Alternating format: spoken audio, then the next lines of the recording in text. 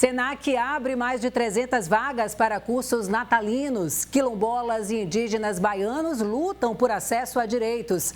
Na semana em que o mundo entra em combate ao diabetes, você vai saber como prevenir e tratar a doença que atinge 12 milhões de brasileiros. E ainda, no mês da consciência negra, nós preparamos uma série especial. Hoje vamos falar de pessoas que fazem a diferença na política.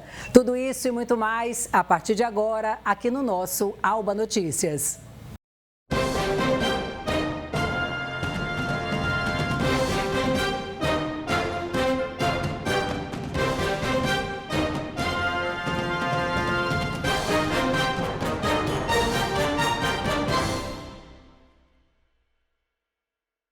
Pois é, minha gente, muito boa tarde para você. Estou de volta depois de uns dias de férias, de descanso, uma alegria começar essa semana curtinha aqui com você, telespectador da nossa TV Alba. Agora são 1h52. Seja muito bem-vindo, muito bem-vinda, você que está acompanhando a nossa programação ao vivo aí para toda a Bahia pelo canal 12.2, em Salvador e região metropolitana, no 40.2 para você aí de Barreiras, no oeste do estado. O nosso conteúdo chega também na nossa TV UESB, pelo canal aí parceiro da nossa TV Alba, além do nosso canal no YouTube. É só você colocar TV Alba, já ativa notificações, se inscreve e acompanha toda a nossa programação em tempo real, tá? Seja muito bem-vindo. Olha só, vamos começar a edição de hoje falando da luta dos povos originários por acesso aos direitos e a titulação definitiva de território tradicional. Você sabe o que significa isso? Nossa equipe esteve hoje no Quilombola de Guingoma, em Lauro de Freitas, e viu de perto essa batalha. A gente vai entender a partir de agora mais sobre essa questão. Uma vida de muita luta. Há anos essa comunidade está em busca da titulação da posse de terra do Quilombo Guingoma, em Lauro de Freitas, na região metropolitana de Salvador. O desafio é preservar o território, é nos manter vivos dentro desse território, preservar o que ainda resta de mata. O nosso principal direito não tem sido respeitado. O principal direito do quilombola é ter o seu território. Entre os séculos 17 e 18, os negros que conseguiam fugir da escravidão no Brasil se refugiavam com outros em igual situação em locais bem escondidos e fortificados no meio das matas. Estes locais eram conhecidos como quilombos. 3 séculos depois, a regularização fundiária continua a ser debate constante. Na Bahia, são mais de 500 comunidades como essas. Cerca de 120 ainda não foram certificadas pela Fundação Cultural Palmares, órgão do Ministério da Cultura. Naquela região de Cachoeira, uma das grandes lutas ali é o direito ao território, como o Tabuleiro da Vitória, como o Quilombo Guaíba, né? Que ainda tem muitos conflitos, né, com supostos donos, né? Toda vez aparece um dono diferente que passa pistoleiro, né, atirando, ameaçando, criminalizando as lideranças dessas comunidades. Constantemente, jornais estampam casos de violações de direitos envolvendo comunidades quilombolas. Há episódios de seguranças hostilizando moradores e as atividades que eles desenvolvem. Casos que assustaram a socióloga, ativista de direitos humanos e ex-ouvidora-geral da Defensoria Pública do Estado da Bahia. Imagine o que é uma comunidade quilombola, como foi o caso de São Francisco do Paraguaçu, enfrentando 13 fazendeiros e, inclusive, alguns deputados federais. Então, foi uma batalha desse jeito. As comunidades quilombolas que estão no Baixo Sul da Bahia, como Garapuá, pessoal de Cova da Onça, a comunidade de Graciosa e outras comunidades, o Zimbo, essas comunidades, elas só têm no seu processo de defesa a Defensoria Pública, porque é onde acessa o mecanismo de defesa, de fazer ali, de chegar e falar no direito. No artigo 7 da Declaração Universal dos Direitos Humanos, está previsto que todos são iguais perante a lei, mas para essas comunidades a realidade é bem diferente da teoria. E os povos indígenas também vêm sofrendo com a falta de acesso a direitos. Eles, que assim como os quilombolas são considerados povos originários, lutam, por exemplo, pela progressão da carreira do professor indígena aqui na Bahia. O estado da Bahia ele foi o primeiro estado do país a criar uma lei com a carreira própria de professor indígena. Essa lei existe desde 2011, mas essa lei ela tem falhas, né? E já se passaram 11 anos depois, nós podemos verificar muito claramente quais são essas falhas. O professor indígena do estado da Bahia, hoje, da forma como a carreira está regulada, embora ele preencha os mesmos requisitos, exerça as mesmas funções que um professor não indígena, ele tem uma remuneração inferior. E ele tem direitos reconhecidos por lei que ele não consegue exercer, como, por exemplo, o direito à progressão funcional, que é um direito de todo e qualquer servidor público estável. Enquanto, segundo a primeira defensora indígena da Bahia, as lutas dos povos originários permanecem as mesmas desde a Constituição, os dados parciais do Censo Demográfico 2022 indicam que a Bahia tem a segunda maior população indígena recenseada, com quase 171 mil pessoas, ficando atrás apenas do Amazonas, onde já foram contados mais de 400 mil indígenas. E quando se fala em população quilombola, o estado tem a maior população contabilizada até o momento. São aproximadamente 290 mil pessoas, gente que precisa de segurança, educação e assistência social para viver melhor. Viver aqui é difícil. Ser quilombola aqui dentro é muito difícil, porque falta a titulação e falta a questão da educação. Aqui no Quilombo de Dentro não tem uma escola, não tem nenhuma base militar formada em direitos humanos e na questão quilombola de comunidades tradicionais. Então, são questões que dificultam muito a vida do povo simples, explorado daqui do Quilombo de Quingoma. Minha avó me ensinou a rezar, minha mãe me ensinou a plantar. Meus netos estão nascendo, vão crescer no mesmo lugar. Essa terra não é só terra, essa terra é memória. Que matéria linda! Conversava aqui nos bastidores com Anne, né? Parabenizar o colega Leonardo Costa, que está de férias, mas que deixou esse presente aqui para a edição de hoje do nosso Alba Notícias. Muito importante, né, gente? A gente dá cada vez mais visibilidade, espaço na mídia para esses povos. Muitas pessoas nem sabem. O que são povos originários? Os índios, os quilombolas, eles que já estavam aqui nesse país todo, muito antes do país ser descoberto, ser colonizado, e a gente precisa deixar esse espaço reservado para eles. São muitos conflitos de interesses, né? A gente ouviu aí na matéria a questão comercial, a valorização dessas terras, que vai de encontro à cultura, né? A resguardar as nossas origens. E que bom que a gente deu visibilidade aqui em uma TV pública, na Casa do Povo, onde tem aí 63 deputados tomando conta também desse povo. Parabéns, Léo, pela matéria, viu? Gente, final de ano chegando e as oportunidades para quem deseja empreender já estão, batendo a porta. Você está ligado nisso? Pois se ligue, porque o Senac Bahia abre mais de 300 vagas para cursos de Natal. Bora saber mais sobre isso? Samile Fonseca já está a postos ali, olha, com a árvore de Natal, que inclusive aí já vejo alguns elementos para o pessoal de casa ganhar dinheiro, tá? Confecção, olha, desses adereços, tá aí uma opção de curso e que gera muito dinheiro, né, Sami? Movimenta a economia, tudo jóia. Atualiza aí a gente dessas informações, dessas vagas. Para que área? Quais são as opções? Olá, amiga. Olá, Milina, né? Seja bem-vinda de volta. Boas férias, não foi? Eu vi, viu? Boa tarde a você e boa tarde a todos que nos acompanham aqui pela TV Alba. Olha, é o seguinte, a dica é maravilhosa. Isso é para aquelas pessoas que gostam ou pretendem ter uma renda extra aí sempre no final do ano. Pois com a chegada do final de ano, seja o Natal, Réveillon, muita gente se reúne, né? Então, tem ofertas aí na área de gastronomia e vendas, até mesmo aquelas pessoas que já empreendem para melhorar as vendas. E quem está ofertando isso é o Senac. São mais de 300 vagas, com custo de pelo menos R$ 63,00, que é um investimento, na verdade, que você vai ter para vender mais e preparar. E a gente separou aqui os cursos que serão voltados neste final de ano. São oficinas de panetone, roscas natalinas, pães metros, pãozinho delícia, que é bem típico aqui da Bahia, a gente adora, e entre outras receitas que também são típicas do final do ano. São mais 300 vagas, como eu falei, mas são divididas entre municípios de Lauro de Freitas, Salvador, Camaçari, Feira de Santana, Vitória da Conquista e Santo Antônio de Jesus. Alagoinhas e Porto Seguro também entram aí. É só você se preparar, dar uma olhadinha só, a gente vai botar aqui, eu vou pedir para a pessoa aqui, bota na tela, vai ter um link aqui do Senac, tem um telefone aqui do WhatsApp para você entrar em contato e garantir essa renda extra. Obrigada a você a todos, um beijo, Milena, fica aí com você.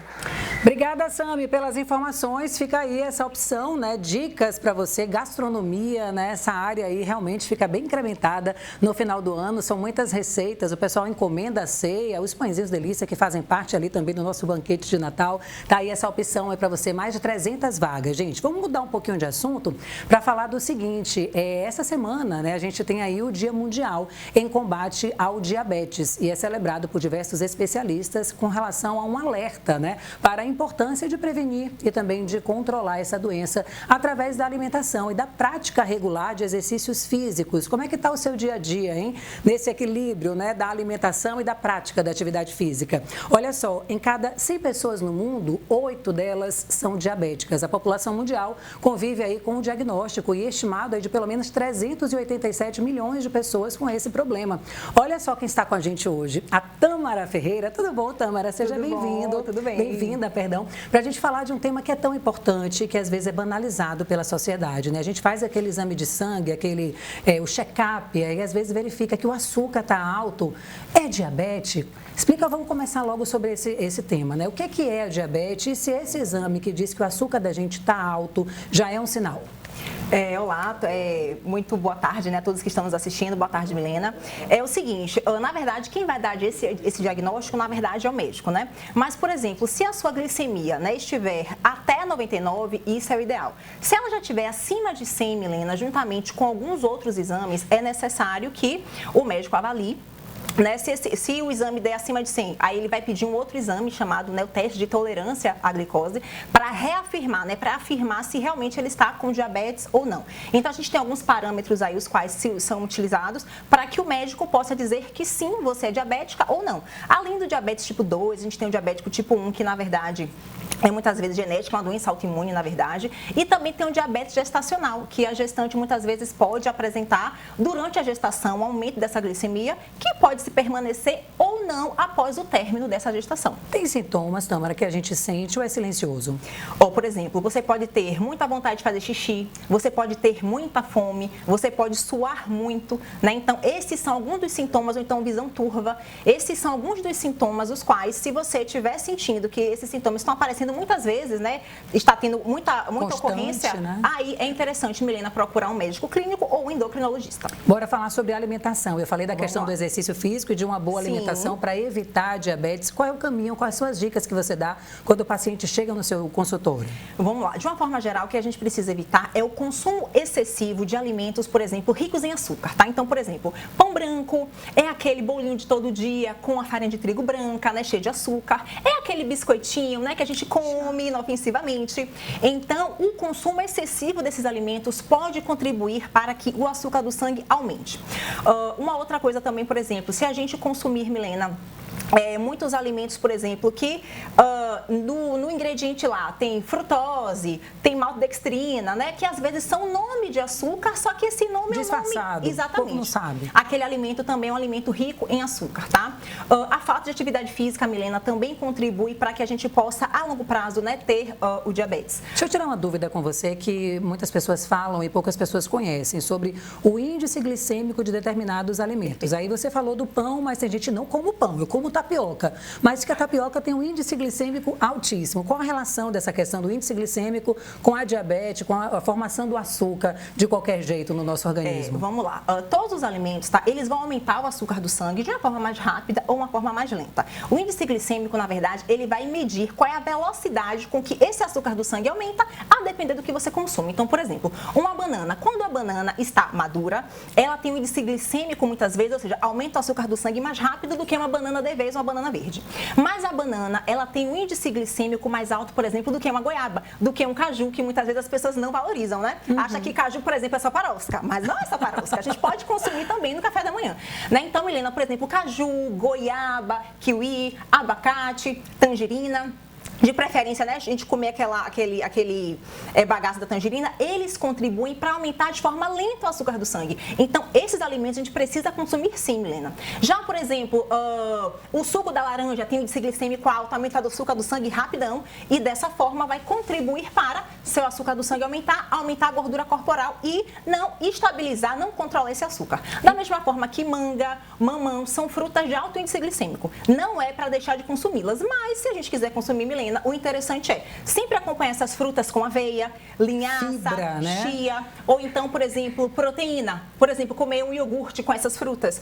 Ou então a gente pode consumir oleaginosas, né? Que são gorduras boas como castanhas do Pará, castanha de caju, ou então até o próprio abacate, que é uma fruta, mas que tem um teor de gordura muito bom e dessa forma ele vai favorecer com que o açúcar do sangue aumente de forma lenta. Porque tudo, Milena, menos água vai aumentar o açúcar do sangue. Então o que a gente tem que fazer é aumentar de forma lenta para que a gente possa conseguir controlar tanto o açúcar do sangue quanto o aumento de gordura corporal. Ok, Tâmara, você é ótima. Poucas perguntas, mas muita objetividade e excelentes dicas, né, para o pessoal que está em casa. Quero agradecer sua presença aqui no nosso Alba Notícias. Você falou da água, a gente tem que ter alerta também para água de coco, que tem uma quantidade enorme, por exemplo, de carboidrato e de sais minerais, que inclusive é prejudicial para algumas pessoas que têm problema no rim. Então, são assuntos, gente, que eu gosto, que você que está em casa, que está controlando a alimentação, pode dar uma pesquisada na internet, marcar consulta, né, com um médico especialista, que no caso é um nutricionista, vai tirar suas dúvidas e vai te acompanhar. Obrigada, viu, Tâmara? Boa tarde para você. Obrigada a todos. Boa tarde.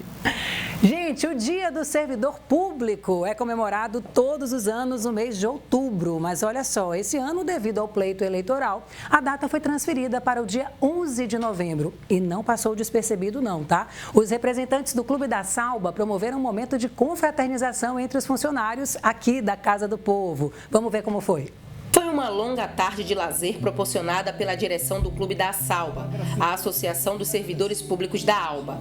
A atividade marcou a celebração do 28 de outubro, data dedicada aos funcionários públicos brasileiros. A gente precisa reunir, fazer momentos mágicos para que as pessoas se alegrem, e é esse o meu objetivo, e é isso que eu vou fazer, e é isso que eu não vou descansar. No menu deste momento tão especial, um sabor típico, comida baiana, que veio acompanhada de uma boa música tocada pelo cantor e compositor J. Veloso. Conhecer as manhãs e as manhãs.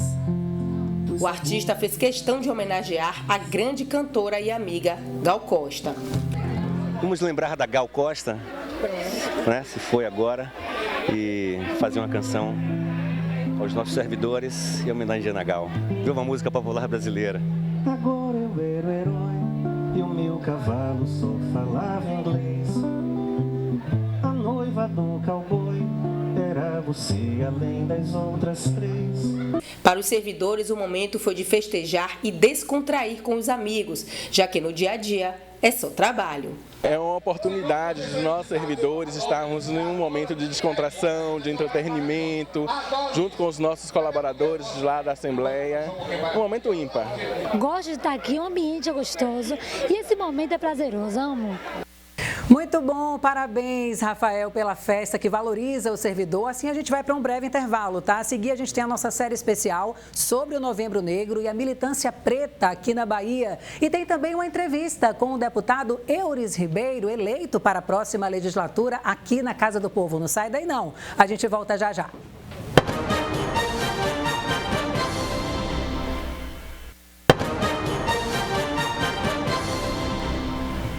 Muito bem, estamos de volta. Seja muito bem-vindo, bem-vinda. Você também que está acompanhando a gente através do YouTube. Esse é o momento que eu quero a sua participação, inclusive para essa questão que é a entrevista com os deputados eleitos para essa próxima legislatura. A gente recebe aqui no nosso estúdio hoje o deputado Euris Ribeiro. Tudo bom, deputado? Seja bem-vindo aqui à nossa TV Alba. Um prazer meu poder retornar mais uma vez. Eu estava pesquisando a respeito. O senhor que estava aqui em 2011, agora está de volta à casa, mas já foi vereador, já foi prefeito, presidente da UPB, né? Secretário de Estado. Secretário de Estado. Vice-presidente da Confederação Nacional dos Municípios, currículo, a CNM. Assim, muita experiência. Qual dessas missões te desafiou mais? Olha, ser prefeito de Bom Jesus da Lapa, para mim foi a missão da minha vida. Primeiro que é a terra que eu amo. Sim. E uma cidade que recebe 2 milhões de turistas, a maior romaria do interior da Bahia e uma das maiores romarias do Brasil. Uma cidade que tem quase 70 mil habitantes, mas no mês de agosto, por exemplo, chega a ter 600 mil, 700 mil pessoas. Então, para mim, foi um desafio da minha vida governar Bom Jesus da Lapa, administrar Bom Jesus da Lapa, ser reeleito em Bom Jesus da Lapa com mais de 73% dos votos. No período que eu me reelegi, eu fui do Brasil o prefeito reeleito com maior margem de votos. Que maravilha, resultado de um bom trabalho, né? O reconhecimento da população. E essa missão agora para a próxima legislatura, essa eleição, inclusive, que trouxe aí muitos deputados novos para casa, fruto dessa regionalização do voto, né? Tem muitos deputados aqui da terra, eleitos pelos moradores ali da região de Alagoinhas, outros de Irecê. Como é que o senhor vê essa questão na política agora? E o senhor que foi também entre os mais votados do PSD, que sai super fortalecido dessa eleição. Com certeza, 81.500 votos, com a concentração no oeste da Bahia. Quero aqui mandar um abraço ao povo do oeste. A gente está lá, viu, no 40.2. Exato, o oeste me deu 72 mil votos só no oeste. Bacana. Uma concentração muito grande. Agradecer o povo do oeste e uma responsabilidade imensa. Representar a Bahia não é fácil e ainda representar a região que é mais distante da capital. Verdade. O oeste fica mais distante da nossa capital, é a região mais distante e com vários problemas e que precisa realmente de representantes que tragam essas bandeiras da nossa região aqui. Qual vai ser a prioridade, deputado, do seu mandato? O oeste da Bahia. Cuidar de lá, projetos para serem aprovados aqui na casa. Saúde, educação, reivindicação da melhoria das estradas, da infraestrutura. O oeste é o maior produtor de soja e de alimentos da nossa região, então requer sim uma atenção muito grande de quem governa esse estado. E eu não tenho dúvida que o governador Jerônimo vai fazer esse olhar voltado para a nossa região, para o oeste da Bahia. Eu não tenho dúvida disso. E a minha presença aqui nesta casa vai ser uma voz firme, combativa, em prol da nossa região. Muito bacana. Deputada, a gente ouvia, né, nos bastidores dessa eleição, aí falando da política como de modo geral, da importante participação dos prefeitos, né, que os prefeitos foram decisivos para eleger o governador da Bahia. O senhor que já foi presidente da UPB, como é que o senhor avaliou o resultado, por exemplo, do seu partido e a eleição do governador Jerônimo Rodrigues? Olha, o governador Jerônimo, ele foi eleito com os pequenos municípios, porque se você pegar a concentração dos grandes municípios, todos o governador Jerônimo perdeu. E foi os pequenos municípios, liderados pelos municipalistas, que são o prefeito, que fizeram o diferencial, o apoio dos prefeitos em massa. Jerônimo tinha um apoio de mais de 300 prefeitos. Foi decisivo, sem sombra de dúvida, para esta grande vitória que Jerônimo teve aqui na Bahia.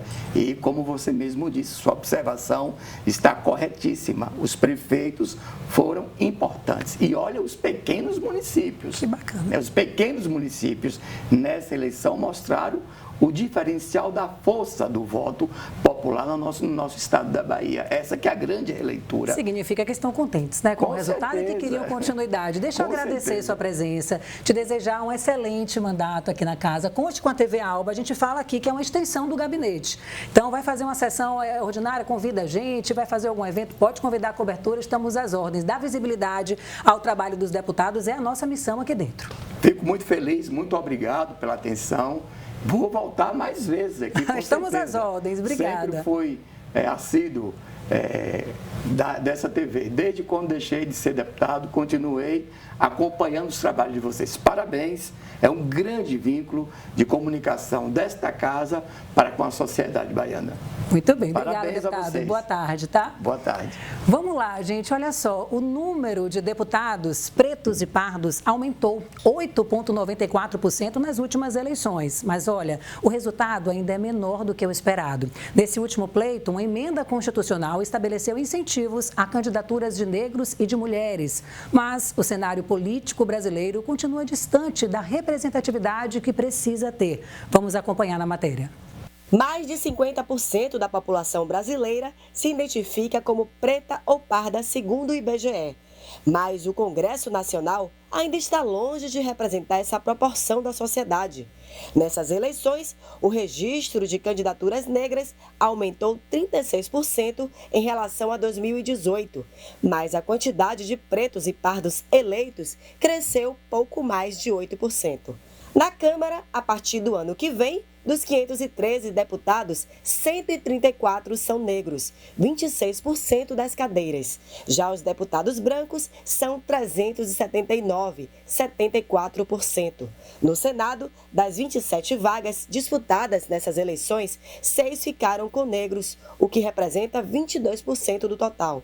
Entre as mulheres negras, o número de deputadas federais eleitas saltou de 13 para 29. Na Bahia, a candidata Olívia Santana foi a 6ª deputada estadual mais votada e a primeira negra a ser reeleita para o cargo. Não é comum na história dessa casa, das casas legislativas, eleição de mulheres e muito menos de mulheres pretas. Então eu acho que é um ganho muito importante, por um lado, mas por outro lado, não podemos ser um ponto isolado na cena do poder. Nós precisamos que mais mulheres negras, que mais homens negros possam chegar nesses espaços. Tem que acabar com esse estereótipo de que o homem negro é para carregar pé do saco do cimento, segurar a arma para fazer a segurança. A gente tem capacidade de muito mais. E nós, mulheres negras, é o estereótipo daquela que vai fazer o serviço doméstico, aquela que vai fazer a limpeza, que vai servir o cafezinho. A gente quer segurar a caneta, a gente quer digitar as leis, a gente quer levantar e dar um voto e propor legislações para o estado que a gente vive, né? E para o país.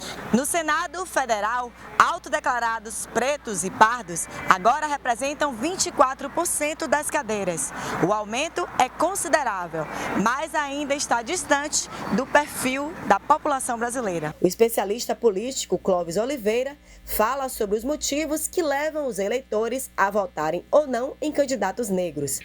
O voto é condicionado a partir de múltiplos fatores, dentre eles identidade racial, identidade de gênero, identidade religiosa, identidade de classe e ainda por cima interesses situacionais e outras condições conjunturais. A eleição de 2022 foi a primeira eleição geral em que critérios raciais foram levados em consideração para o uso do Fundo Especial de Financiamento de Campanha. Mas para o deputado Hilton Coelho, que sempre se autodeclarou negro, independente da nova lei, o ato significa resistência. Desde sempre, a simbologia do nosso trabalho político passa pelo cordão da resistência, né? Isso aqui é uma reivindicação da nossa ancestralidade e a contraposição a situações que são emergentes, né? São emergenciais, perdão, como o extermínio da juventude negra, o encarceramento em massa da nossa juventude, a situação hoje de conflito no campo em relação a uma maioria de população rural, que é uma maioria negra, a população quilombola indígena também, né? Os nossos irmãos indígenas estão sendo sacrificados. A questão da influência nos nossos currículos e na própria qualidade da educação pública no estado da Bahia, que para nós está relacionada à negação do direito, como outras bandeiras, como a negação do direito a uma saúde realmente digna e ao direito à moradia. Tudo isso tem uma relação, ao nosso ver, com essa trajetória de negação que precisa ser superada e por isso o nosso mandato tem um perfil muito afirmativo nesse sentido, com um conjunto de projetos. Neste ano, a Emenda Constitucional 111 estabeleceu incentivos para a eleição de candidatos negros, além de candidatas mulheres. Os votos nessas candidaturas contarão em dobro para a distribuição de verbas públicas nos próximos anos. Mas ainda assim, é tudo muito desproporcional, segundo o vereador Silvio Humberto. Estamos lidando com algo que nós falamos o tempo todo e é real, que o racismo ele estrutura as relações de poder, o racismo é sistêmico, portanto, se ele é sistêmico, você precisa de ações sistêmicas e sistemáticas, né? Então você precisa tanto desse esforço individual, né? Mas você precisa de rede, você precisa de políticas públicas que venham corrigir, né, essas desigualdades nessa pela nossa representatividade. Uma outra preocupação é aumentar o número de mulheres pretas e pardas nos cargos eletivos. Segundo a Justiça Eleitoral, elas são pouco menos de 5.000 em todo o país. Já os homens negros passam de 9.000. Os dados mostram que desde 2014, quando o TSE passou a fazer esse questionamento sobre a cor dos candidatos, é a primeira vez que o número de brancos é menor que o de negros. Aqui na Alba, dos 63 deputados eleitos para a próxima legislatura, 8 são autodeclarados negros, de acordo com os dados do TSE. O número ainda é pequeno, mas um deles, o Pancadinha, promete. A representatividade será gigante. Que a gente seja exemplo, né, para essa sociedade, para essa comunidade negra, preta, que nos assiste aí, que a gente pode chegar lá assim. Somos fruto da resistência, a gente não para, né? Negro é a raiz que construiu o nosso Brasil. Então, eu me sinto hoje na responsabilidade imensa, muito grande de defendê-los. Eu só sou um representante deles, mas que vão chegar muitos aí. Com certeza, e o seu papel aqui, Pancadinha, é justamente multiplicar essa participação, porque quando a gente faz políticas para negros, nada melhor do que um negro fazendo políticas sobre o que tem propriedade, o que vivencia na prática, né? Então, parabenizar aí, primeiro, a matéria de Naama Rodrigues, mas a produção da querida Aline Damasio, que arrebentou hoje no jornal, com matérias com todo cuidado, com entrevistados também, compondo assim com maestria. Parabéns pelo trabalho. Quero dizer que fica o convite aí para o Pancadinha vir aqui também dar entrevista para a gente. Essa temática é importante, a gente está aqui massivamente falando. Essa é uma das matérias que faz parte aí da nossa série, né, de matérias sobre o mês da consciência negra, onde a gente vai dar também aqui na Casa do Povo visibilidade a essa temática. Nosso jornal de hoje fica por aqui, tá? Muito obrigada pela sua companhia, pela sua audiência. Você pode acompanhar a nossa reprise. É só ficar ligado todo dia, às 7h30 da noite, aqui mesmo no canal 12.2. Logo mais, às 4 da tarde, você fica com a reprise do programa OAB na TV. E você já sabe, né? Todo dia, 1h50 da tarde, a gente chega aqui ao vivo na telinha da nossa TV Alba. Aproveito aqui para me despedir, né, dos meus colegas. Estou de volta, de férias, mas eles que estão aqui comigo, que fazem a diferença aqui no estúdio. Diretor Ozzy, Sil, maquiadora, tem ali a Mavi na produção, a Cátia nas redes sociais, Marcelo, cinegrafista aqui na câmera, o Robson também aqui do lado de cá, que eu já esqueci o nome, Marcos Santos. E lá atrás, nos bastidores, estou vendo ali, olha, Diogo, Anne, Emerson, Luciano, a galera já está dando tchau ali, o nosso diretor Neto, a galera toda, minha gente, que faz essa TV acontecer, tá? Estou de volta, vamos que a semana está curta, mas está assim, olha, de notícias para você. Até mais, até amanhã.